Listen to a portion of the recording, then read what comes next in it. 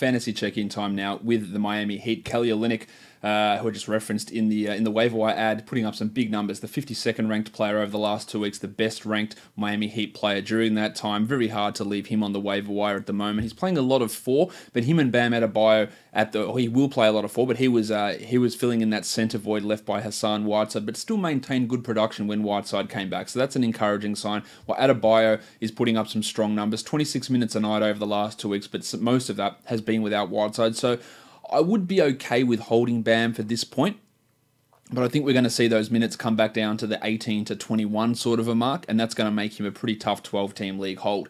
Justice Winslow had a really hot streak. He is a top 100 player over the last 2 weeks, but we've seen over the last 2 to 3 games that hot shooting was completely unsustainable, and it's fallen back off recently. He is playing well without Goran Dragic, who's still dealing with that knee injury.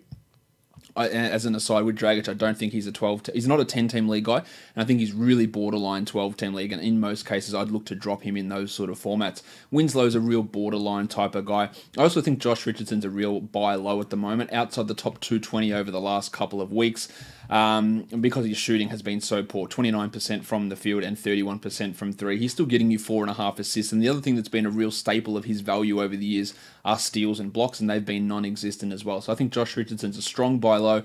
Yeah, Olynyk is an interesting ad. Winslow probably leave for 14 team as well. Dragic, I think, is very much veering into drop territory.